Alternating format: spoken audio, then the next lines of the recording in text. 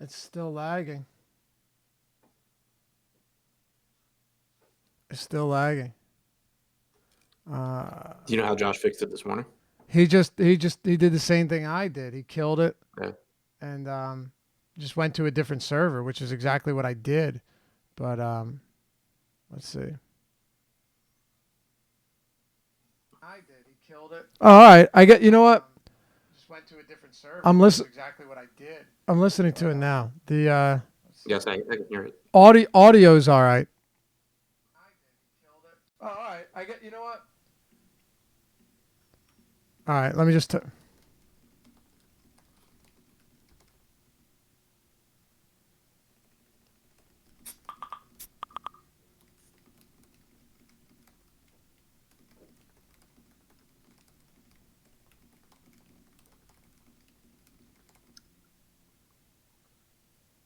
All right, let's do it then. Yeah, I know we're on air. I just wanted to make sure we were good. All right, let's get it done. Sorry about that. It must be the streaming service because I switched it out. I heard it happen to EMAC too. So what are we gonna do, right? We'll just go with the audio. If hopefully the video starts picking back up, but we don't need audio, or we don't need, we do need audio. We don't need video, at least not to be perfect. So Adam, let's just jump into it, man. And hey, thanks for being patient, fellas. We're doing the best we can over here. Yesterday with the mic and everything, that was on me. This time, not my fault. All right, so let's just jump right into it, and we'll talk about. And yes, I know the video is bad for anyone mentioning it. We're just deal as long as the audio is good. We're gonna get rocking here because we don't have all the time in the world, and we want to be able to get through every game. Adam, so we'll start with the first game, and we will work our way through it. We've got 8. We've got Detroit and Orlando. Very big implications for playoff purposes. It's very possible that Detroit could not only fall out of the playoffs at some point, but actually not even finish 9th. Like they could realistically finish 10th in the East. And Orlando playing well right now. Another win would only help them solidify a playoff spot. 206 total though. It should be close. The big thing here is it's not an appealing fantasy game, but you do have Drummond and Vooch at 86 and 8,500 respectively on DraftKings. That is interesting no matter who the matchup is. Yeah, for sure. There's really appealing price tags there. I have them ranked as the second and third best center plays at those prices on DraftKings. The fact that this is a game with playoff implications, like you said, is important. The same thing we had talked about before with Vooch getting more minutes for Orlando. It wouldn't be surprising to see 36 plus for Drummond here. And I don't care who he's playing at that price tag. There's obvious upside there. So it kind of just comes down to, we talk about it a lot, that there's a price tag where everyone becomes a good play, regardless of matchup. And I think that the price tags here for Vooch and Drummond are certainly in that range. I think so too. Outside of that, Blake Griffin's been seeing some additional run lately, playing much better. It seems that day off he got a little while back may have helped him. He has looked really solid. I guess the question that comes into play here is, yes, you have Blake at 7,900, but you also have guys like Siakam with no Leonard at 75 when you look on FanDuel, you've got Blake at 88 and then Siakam at 75 and Bagley 76. Even Randall is cheaper on FanDuel. So while I think Blake's price tag is pretty reasonable, outside of that, it begins to get a little bit difficult to justify him when you look at who's priced around him. Yeah, I completely agree. It's not a bad price tag on him, obviously, and he can exceed it. But I think that Drummond is more underpriced than he is. And I do think that, you mentioned Siakam is one that really stands out that I think is just, a better play than Blake.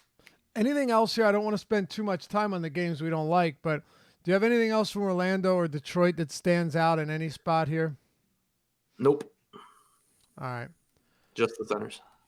Yeah, the two bigs here make a lot of sense. Philly and Brooklyn will spend some time here. 232.5 total, Sixers 7.5 point favorites. Joel Embiid facing a Brooklyn team that has been hammered by bigs all year long. You're talking about in terms of points allowed. They have allowed the most to centers this season. They've allowed the second most rebounds. They have allowed the 7th most assists. I'll take it a step further. They've allowed the 5th most blocks, which helps Embiid. And, of course, the most fantasy points to the position. Joel Embiid, 10-4 on DraftKings, is still a 1.56 fantasy point per minute guy since the deadline, since getting Tobias. 11-4 for Joel Embiid on FanDuel. What are your thoughts on JoJo here against the Brooklyn Nets? Just a ridiculously good spot for him. Philly with the 120 implied total as well certainly doesn't hurt, but it's just the kind of spot where you could pretty easily see like a 20 and 15 game at the half and him just be a guy that you kind of have to have in your lineups. The price tag on DraftKings in particular is really appealing at 10-4, but even 11-7 on FanDuel I think is absolutely fine. Like you said, we haven't seen him really take a step back since they acquired Harris. I don't think either of us expected him to either. We thought that would have more of an impact on Butler and potentially on Simmons than it would on Embiid, because this is still, Embiid's team offensively. He still does so much stuff when he's on the floor. And then now you just have a really good matchup against Brooklyn. So, I have him as my top center ahead of Vooch and Drummond. Me too. He is my top guy. I love Joel Embiid today. I think this price tag is still very reasonable. Where do you come in on the rest of the Sixers? Ben Simmons on FanDuel, I think that price tag is very prohibitive at $9,800. But at $8,300 on DraftKings, do you have any interest in him? Do you have any interest in Butler, $7,300 on DraftKings? Again, on FanDuel, you're talking $7,500. Doesn't really seem necessary. Where outside of Embiid are you looking, if any? I think the DraftKings price on Simmons, especially because it comes with guard and forward eligibility, which obviously makes it really, really easy to get him in the lineups. It should be a fast-paced game. He's put up some pretty good games lately, but at 8,300, there's just more upside than downside for Simmons. Like, his not very good games normally aren't going to kill you at that price tag, and he clearly can go get 50 plus. So I would rank him behind Embiid, and then it's kind of everyone else for me. On the other side, D'Angelo Russell has been stellar lately, just putting up monster numbers. You're looking at 58, 78, 51, 63. Huge assist totals. Potential assist numbers are through the roof. His usage rate has been sky high. Even with Spencer Dinwiddie getting big minutes, Russell is still the lead guy. It's not close. And I think with the season winding down, with the Brooklyn Nets undoubtedly needing every win they can get to battle for position. And honestly, they're only they're going to make the playoffs, you would think, but they're still only 2.5 or 1.5 games ahead of the 9th place Heat. So every win is big for them. I think Kenny Atkinson, not unlike earlier in the season, is saying, look, I don't care if Russell makes a mistake in the beginning of the game. I'm giving this guy 33 minutes or more every night. Yeah, for the most part, we're seeing pretty tight rotations now out of Atkinson. Right. Brooklyn is hanging on to a playoff spot, but they do have, I think it might be the toughest schedule to close out the year. I don't have it in front of me. I don't remember the exact stat, but I remember seeing something along those lines. So, a road game at Philly certainly qualifies as a tough game. They're going to need everything that they can possibly get out of Russell. It is an appealing spot for Russell as well. We've talked about Philly struggling with ball dominant guards. They have not been good at defending pick and roll this year, which sets up well for Russell. And, then you're getting more minutes for him as well. I really love Russell, even at, rising price tag.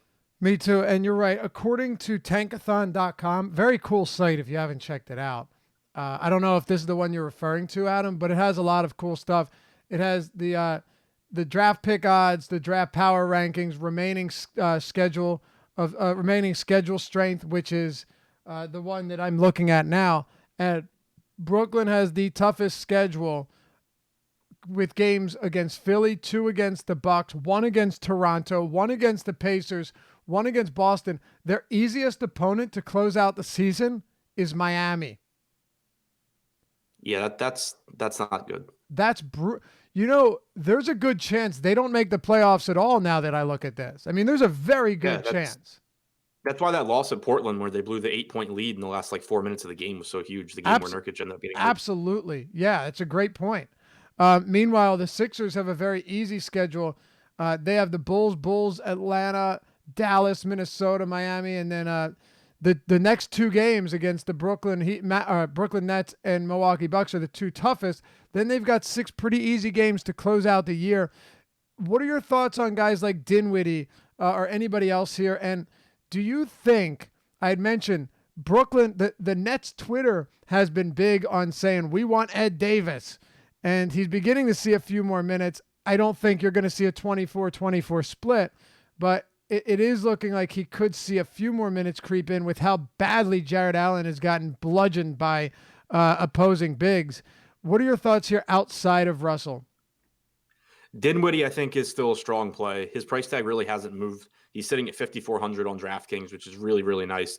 I have him in for 30 minutes. I have him projected for a little over a point per minute. I just think that it's a price where there's more upside than downside for him. I'd rank him behind Russell, but he's my second best play on Brooklyn. Ed Davis at 3,600. I have him at 20 minutes. I guess it wouldn't be surprising if he got a little bit more. But the fact that on DraftKings, you have to give up the center position is really unappealing. On FanDuel, it's different because you can, roster him at power forward. If you happen to get that 35-point game, then great. If not, he can be your drop. So much more interesting play on FanDuel, I think. All right. I agree, by the way. Center eligibility, no interest at all. Let's talk about, unless there's anything else you have here, Miami and Dallas. Big game for Miami. They're 7-point favorites, 210 total. No Josh Richardson. No Rodney Magruder. Justice Winslow remains questionable to play. So as we get that news, we will convey it to you, of course, and let you know what's going on. Live Before Lock coming up after this as well. Only one night game for NBA or for MLB tonight, so we have plenty of NBA content coming down the stretch. What are your thoughts here on Luka Doncic at $8,400 on DraftKings? I hate rostering guys against the Heat. So do I. I'll make it. Yep, I'll make an exception here for Luka. I said literally the same thing this morning. Yeah. Right. It's just, again, it comes down to price. And Luka is just in the quality of play and the upside he gives you, he would be a viable option at $10,000 on a nightly basis. So whenever you get him at 8,400, it's really difficult to ignore him. I have him graded out worse than I normally do, but normally I have him as a top 3 play on the slate, so that's not really saying a lot. I think that it's another spot where I'm just going to end up going to Luka. If he has a bad game, he has a bad game. But if you just rostered him, if you're overweight on him every single time he's $8,400 or $8,500, you come out ahead. I know. There are a few teams I really don't like rostering players against. There are a few. Miami is one of them. They are absolutely one of them. Detroit's another one because they're slow. Defensively, they're good enough. Miami's better in both fronts. But it doesn't really matter here. It's hard at 8,400 to really, really let you down. And that's earlier this season, he dropped, 47 against Miami in 33 minutes. He's faced some pretty tough matchups and come out ahead. So I'll continue to run Luka Doncic out until he lets us down. And when he does, I'll do it again the very next time he plays. As far as the rest of this game goes, though, it's tough to fall in love with anybody from either side, even with guys injured or out for Miami. You have the 210.5 total, which isn't the end-all be-all. It's just not a team on either side's outside of Luka that's all that appealing, even on an 8-game slate especially. Right. On the Dallas side, I have absolutely nothing outside of Luka. For Miami, it's a bunch of secondary guys where, your max entering tournaments, Whiteside's $4,500. There's some upside there for sure. That's crazy, man. Yeah. But even as far as guys that are, actually likely to get plenty of minutes, Dwayne Wade at 5,800 is okay. Bam is okay at 5,800 as well. Not priorities, but guys where I at least think I'll get to some of them. Whereas on Dallas, I don't think I'll get to anything outside of Luka. Right. Bam was the one guy on the strategy show this morning that I had liked quite a bit. I'm a little lower on him now than I was earlier in the day, but I still think he's a decent play. If I project him for 30 minutes, which I do, I have him at 30 minutes right now. I get him as a pretty solid option here, and he's been a 1+ per minute guy. The biggest thing though, Adam, is he does have power forward eligibility on DraftKings. If he didn't, I don't think I'd have any interest whatsoever. Yeah, huge difference there. Or not difference because he's a power forward on FanDuel also, but right. Just huge. Yeah. But just the idea that he plays center exclusively and is still power forward eligible. Yeah, that's pretty much it. We'll wait on the Winslow news. If Winslow's out, does it change anything? Like, do you like Derek Jones if Winslow's out as a value play? Does anyone stand out? Not really. I mean, we've seen Jones' price come up a little bit, but you have James Johnson back in the rotation. You have Jones probably getting the start, but I don't think that there's really anything that becomes too appealing. To quickly double back on Luka, I did have his assist rate under projected. Once I fixed that, I once again have him as a top play. Okay, not a big surprise at all. New York at home, Madison Square Garden, hosting the Raptors. Raptors are 11-point favorites on the road without Kawhi Leonard. That's pretty amazing. 218.5 total, but we'll start with the Knicks. And I want to talk about Emmanuel Mudiay here. He is, unsurprisingly, projected to have high ownership. I get it. Ownership was updated around 5 o'clock here on awesemo.com. And Emmanuel Mudiay projected to have the fourth highest ownership on DraftKings and on FanDuel. Not as much, because when you're talking about price points, he's 6,600. But on DraftKings, Mudiay, and he's still, what is he, 57? He's 5,700 and 22% projected ownership right now. By the way, ownership is pretty spread out on tonight's slate, as of now at least. What are your thoughts on Mudiay? Kadeem Allen behind him with Dennis Smith Jr. not expected to play. Frank Ntilikina out. Alonzo Trier out. Maybe Kevin Knox out. Let's talk about this backcourt first, and then we'll work our way through it. It's just really difficult for Mudiay not to get minutes here with Ntilikina out and with Trier, Smith out. Smith, yeah, and Trier out. We saw this before where I think it was a blowout loss to Utah. He still got fourth quarter run because the options were basically, him, John Jenkins, and then like Dotson running points. So now you have Allen back, so it's not quite that thin, but it's still, you expect Mudiay to get as many minutes as he can handle. Price tag's still appealing. It's obviously not a good matchup against Toronto, but he's such a high usage guy in this offense. He's really one of the only guys that they have that can score with any sort of regularity. So I think that it's a good play. Do you think Kadeem Allen gets enough minutes to have any value here? He's $3,500 on DraftKings. On FanDuel, Kadeem Allen's weighing in at $3,600, $100 above the minimum. A lot of injuries. His minutes have been pretty erratic. Do you think he has enough to warrant attention on this slate? I think so. At 3,500, I have him at 25 minutes. I have him projected for 0.85 DraftKings points per minute. For the season, he has averaged somewhere like 31 points per 36 minutes. So he hasn't been bad on a per minute basis when he's gotten run. And I expect him to get, to get more minutes than like John Jenkins does. So I do think Allen's reasonable. He's not someone that I'm going crazy on, but I think that I'll certainly have some. Yeah, that's where I'm at as well. I haven't really changed my opinion from earlier in the day. If he gets me 25 minutes, which I think is very, very realistic. By the way, I was following this game in Toronto, and I have quite a bit of Stroman today, and I'm very happy with Stroman's performance at a cheap price point. And Dennis Smith is available to play. So there you have it. Dennis Smith available to play. So is Kevin Knox. So at that rate, I don't know what it's going to look like, but Mudiay and Kadeem Allen right there, just that's out the window. Yeah, I'll just leave the Knicks alone. But what I was going to say is Jordan Zimmerman is currently throwing a perfect game. Of course he is. I know. I had a decent amount of Blue Jay bats too. So did I, and I mocked someone on Twitter today for tweeting about them not being able to hit sliders or something. Well, perfect game through 6 innings. He's thrown 55 pitches. He's averaging less than 10 pitches an inning. Does he have like 1 strikeout? He has 3 strikeouts and 6 perfect frames. That is really, really crazy. Anyway, we have that news. And now OG Anunoby is doubtful. So at least we're getting this news.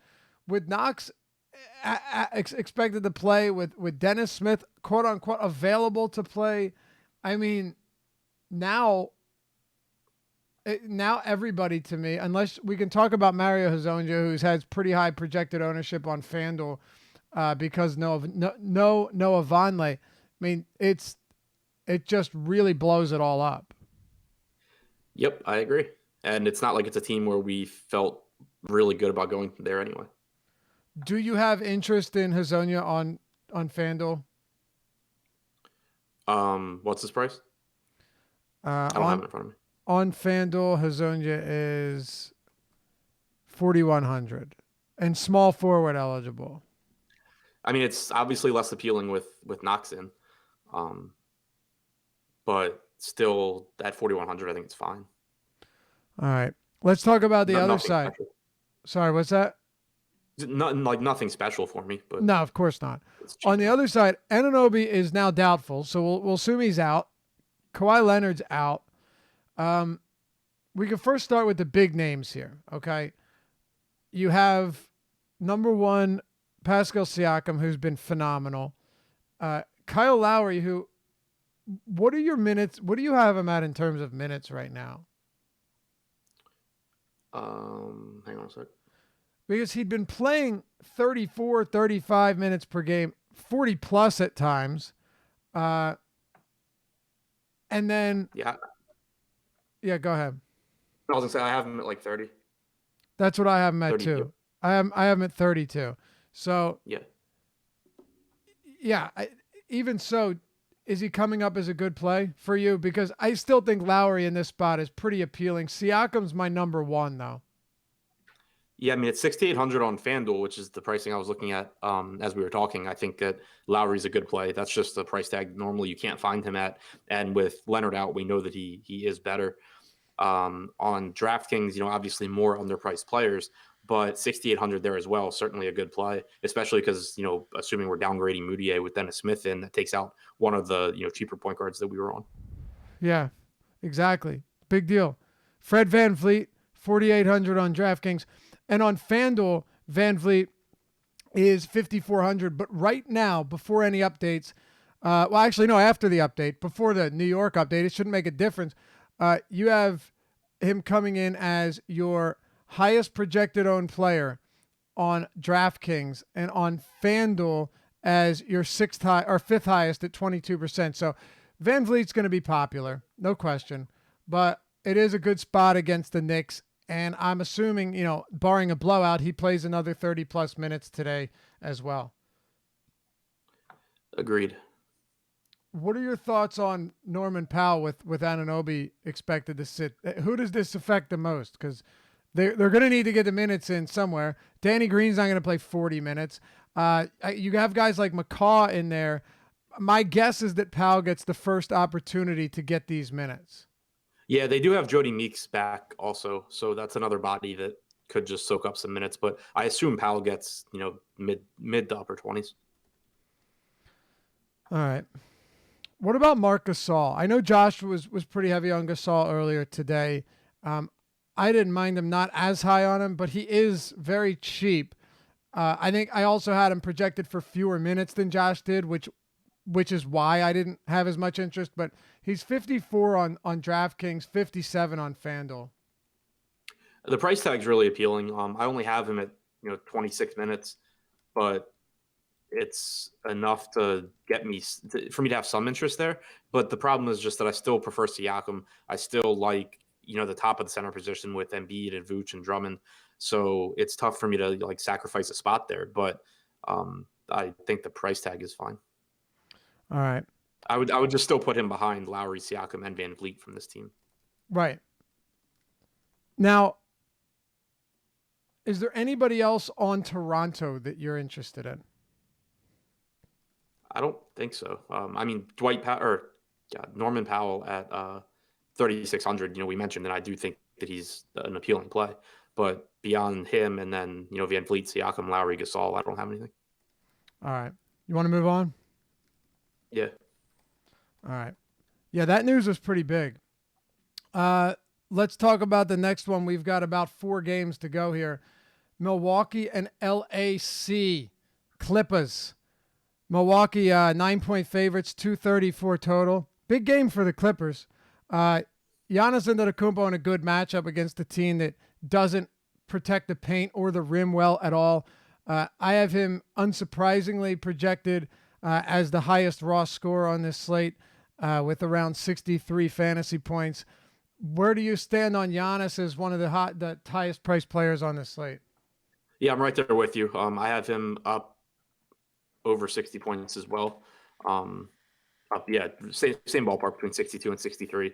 Really nice matchup. Should be a fast-paced game. Should be able to get really whatever he wants at the rim against the Clippers. The only issue is what we always talk about, that this Milwaukee team tends to blow out so many teams so frequently that you don't have to get huge minutes from Giannis. But even in 33 or 34 minutes, I think he should be fine, especially because he is a small forward, which makes him a little bit more appealing. There is some value on the slate, not a ton, but there are some underpriced guys. So I don't think it'll be too difficult to get him into lineups. I also have him as the highest scorer on the slate. What do you have him projected at right now for DraftKings? Just shy of 63. Okay, so we're right around the same on this one. Yeah, it makes sense. Look, it is a very good matchup. The game's got a 232.5 total. I mean, it's good. And I think the Clippers are competitive in this one too. So there's nothing not to like. What the rest of Milwaukee though? Bledsoe, Middleton. I know he's cheap on FanDuel. Lopez. I'm not getting there with any frequency. I just continue to find myself with other mid-range guys that pop up more for me on this slate. Yeah, that's where I'm at as well. Giannis really jumps off the page to me, and then everyone else, grades out as guys that I would get some of in tournaments, but that, aren't core plays for me. What about the Clippers, man? No Pat Beverly. Landry Shamet is playing. Gallinari's been playing really well, and he's been nailing a ton of shots from beyond the arc. That is a positive going up against Milwaukee, but he's not really cheap either. I think he's reasonably priced. 74 on FanDuel is better than 74 on DraftKings, but I don't know how I get to him here. I agree. More appealing on FanDuel, but probably not a priority on either site. Lou Williams gives you tournament upside, but I don't think he's a priority either at 7,500 on DraftKings. The guy that nobody grades out really well for me, I have Shai Gilgeous-Alexander at 36 minutes, but his price tag has come up a bit. I could see getting some of him, but again, just the prices on the Clippers are, for the most part, I think pretty much correct. It's not that it's an unappealing matchup in terms of pace. There should be a lot of possessions here. Milwaukee is a good defensive team, obviously, but it's mostly just that when you compare them to other players at their positions, you can make an argument for guys that I like a bit more. Right. Yeah, I'm on the same page. Lou Williams, I can't get to him at 7,500. And what? Oh man, I want to play the other side of this game, Adam. I'm just having trouble. There's nobody I like. You can't really get to Harrell here or Lou Williams. Beverly out, sure, but like Gilgeous-Alexander, you're not getting a $3,900 Gilgeous-Alexander. He's $5,500 on DraftKings and $53 on FanDuel. There's no real discounts for the Clippers. Yeah, exactly, and it's kind of the opposite of what we talked about with Doncic in a bad matchup and with Drummond and Vooch in bad matchups. It all comes down to price. Yeah, I would love to play more guys from this game, but this game is priced more competitively than a lot of other games are. Right. All right, Denver, Houston. Let's keep it going here. We've got the Denver Nuggets on the road. 6-point dogs, 217 total, trying to fight back for that 1 seed in the Eastern Conference. This is a game that I don't have much of at all, Adam. I don't know if I have anything from Denver outside of maybe a couple spots with Millsap. And then for Houston, I do like Harden. I just like Giannis more than him. And then with Chris Paul, I'm pretty sure I like Lowry more than Paul. So maybe you have something I don't here. We can talk about Capella as well. No, I'm pretty much in the same boat. Denver, middle of the pack in pace. Houston towards the bottom of the league. Not surprisingly, a 217 total here. Jokic, it wouldn't be surprising if he is one of the highest scoring centers, but I just don't find the price tag all that appealing when he's like $1,100 more expensive than Drummond. He's only $700 less expensive than Embiid is. It's really tough for me to get there unless I'm just specifically looking for what should be a low-owned tournament pivot. So nothing that I plan on prioritizing from the Denver side. And then from the Houston side, Harden obviously has the monster upside. He's eclipsed 80 points a few times recently. You don't project him as highly with Paul in, but he still can go out there and put up monster games. But I would rather get to Giannis, especially at the position he plays. Like there's no D'Angelo Russell that I can play over Giannis at small forward. I can play D'Angelo Russell over James Harden and feel perfectly fine about it at shooting guard. So the opportunity cost is a little bit higher. Paul, again, like he's fine, but I think that I'd rather play Lowry or maybe go to like a De'Aaron Fox instead of Paul. Yep, me too. Reese Hoskins just blasted a monster grand slam. Monster grand slam. Good. He's not in the Philly stack that I'm looking at. Yeah, he's in mine, except I thought I had him in more. I have a decent amount of Philly stacks, and I had to keep getting down the first base where you had guys like Greg Bird, which, that's good, and Justin Smoke, who's currently getting perfectoed against. Oh, no, it's over. The perfect game is over. But, I mean, come on, man. Really? Like, Yeah. Yeah, my best lineup is the Phillies, Yankees, but it has Voit over Hoskins, but Voit has more points anyway, so whatever. Yeah, well, Royce had a 3-run shot and 4 RBIs, so yeah, what are you going to do? Just going back, though, quickly, you just elaborated on it. The Houston-Denver game, overall, very fun game to watch, but the neither team plays at an elevated pace. It's pretty low total. It should be competitive, but with Jokic, you have Embiid above him, and then you have Drummond and Vooch below him. With Chris Paul, there's comparable options, and with Harden, what do you have Harden projected at? I just want to know, just in comparison to Giannis. Like the same ballpark, but I have him at like 61. 61, okay. 2 games to go, Adam. Let's finish them out and watch some more baseball as we make our NBA lineups. New Orleans, Sacramento. This game, a little bit more to it. The Kings, 236.5 total. Kings by 5.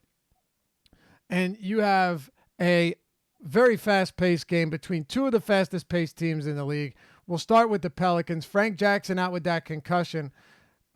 Christian Wood had a monster effort off the bench last time out. Huge. We'll get into his minutes projection here.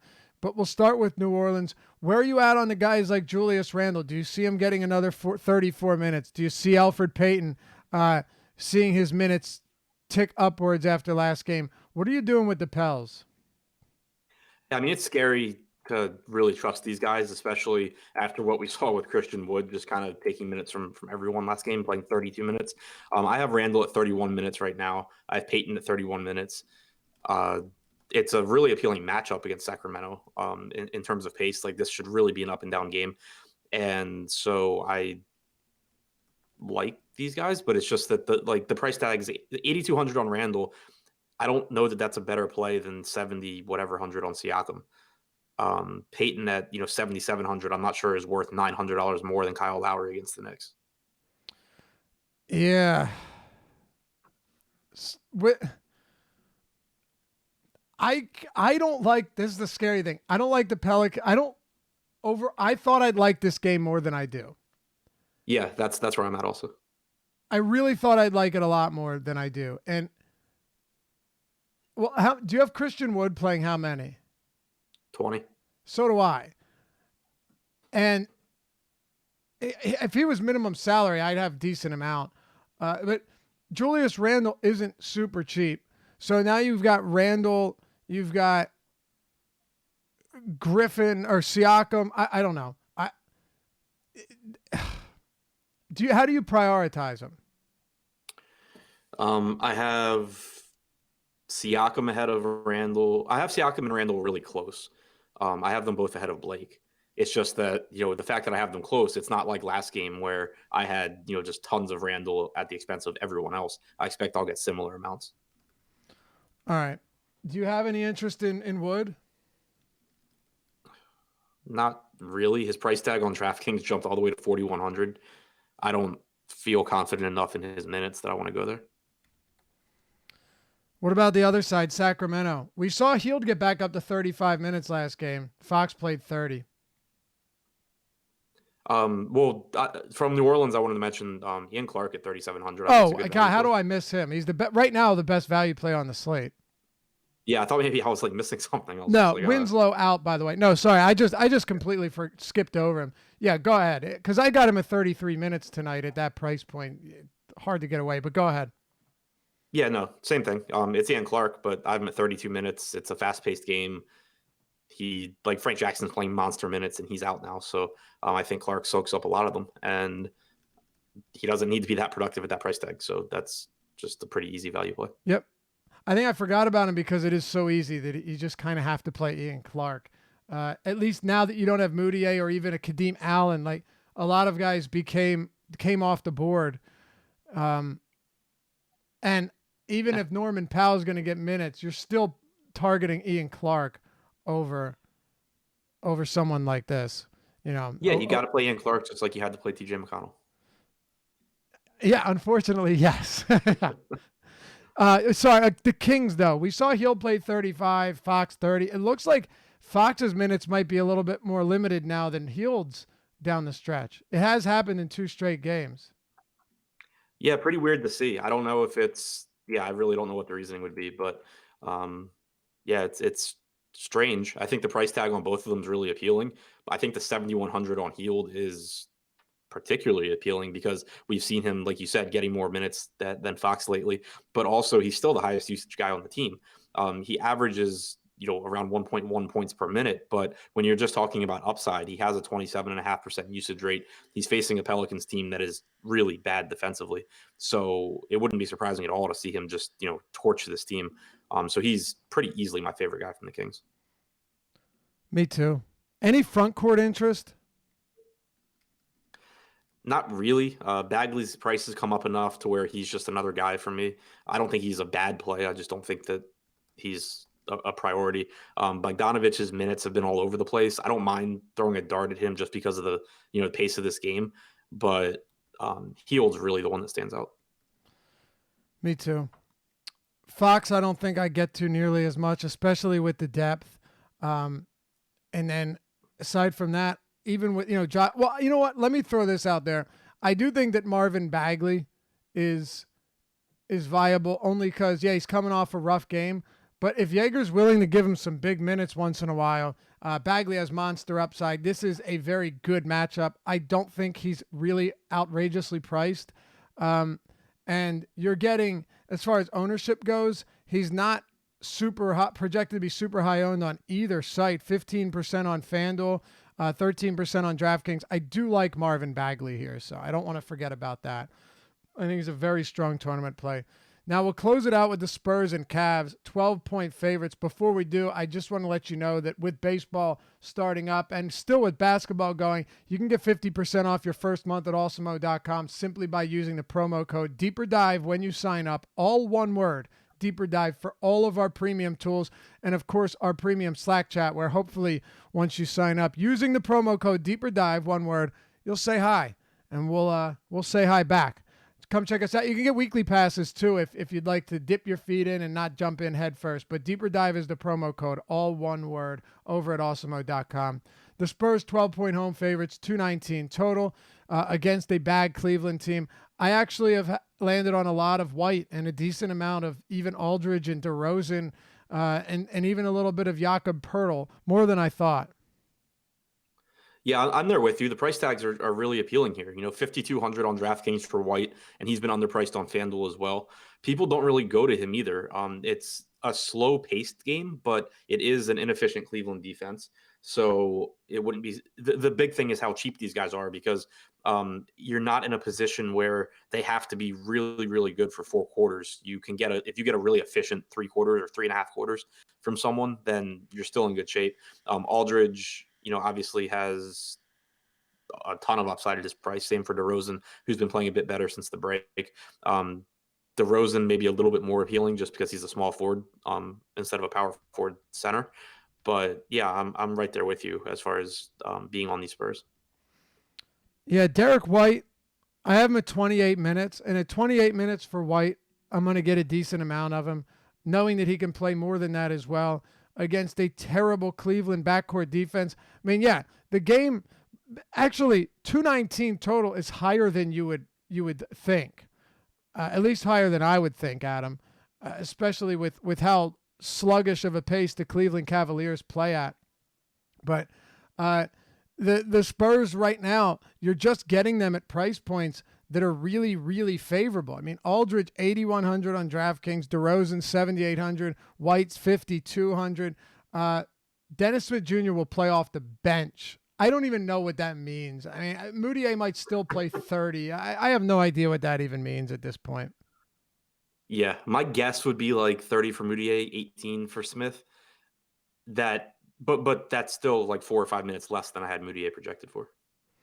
Right. Yeah, I still have trouble going there. Who's your favorite Spur from this team if you were to put them in order? It's close. I guess Aldridge, DeRozan, White, Pirtle, Gay. Okay. Yeah, I have Aldridge, White, DeRozan, Pirtle. Only because White to me becomes a bit more appealing now that Moutier isn't on there. Moutier pretty similarly priced would have made it a little bit easier, but now White's one of the only guys in that price range at point guard that you really like. You have Dinwiddie. You do have Van Vliet, of course, who's a few $100s cheaper. But aside from that, it thins out pretty quickly. On the other side, you've got Cleveland. Go ahead. Yeah, okay. Most of the appeal in this game definitely on the San Antonio side. Kevin Love's still cheap. You got me to play a bunch of him last game, and it went really poorly. How is that me that got you to play a lot? What are you talking about? I had him at 30 minutes, and then you convinced me that I was wrong and that he should have been at 32, which you were definitely right. But you didn't tell me that he was going to shoot like 3 for 15 or something. My fault. Yeah. Wait, did we ever have the discussion that he would play 32? Or did I just say he's played 32 in back-to-back games?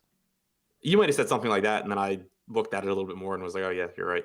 Yeah, I don't think I ever tried to convince. Yeah, but 3 for the shooting performance was pretty rough. And it's funny because he had 11 rebounds, 4 assists. Like, if he had just shot decent, he's up well over 40 fantasy points. Yeah. And he was like 1/5 the ownership of Julius Randle, who sucked that day, and it didn't matter because Love also sucked. Yeah, it was fun. But anyway, I think you can go back there. It's, again, just a tournament play. There's no reason to be getting there in cash, I don't think. But $7,200 for Kevin Love at I presume, low ownership is pretty appealing. That's pretty much all I have, too. I mean, I said it this morning. Larry Nance is playing 30 minutes a night, but do you really want to reach on Larry Nance? I don't think you have to do that. Just before we close, going back to the New Orleans Sacramento game, it has the highest total on the slate. And why do you think it is that it doesn't have as much appeal as it normally would? Is it because the late season we have question marks surrounding these guys? Is it because all of their prices are beginning to come up? What do you think it is? Because normally you'd have a lot from this game and feel really good about it. Yeah, so I mean, for one, like I still like a lot of guys in this game. It's just that nobody really jumps off the page. I still expect to have plenty of exposure here, but I think it's mostly that the price tags are more or less where they should be. Like Sacramento is essentially healthy, outside of Harry Giles. Bagley's prices come up. Everyone except Hield, I think, is priced correctly on the Kings.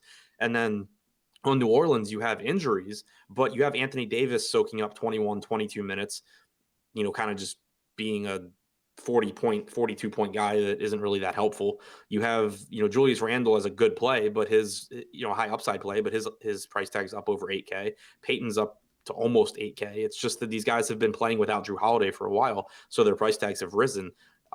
There's no there's no real value here outside of the fact that they're playing each other and they both play really fast. Sacramento's even been good defensively, so that doesn't help either.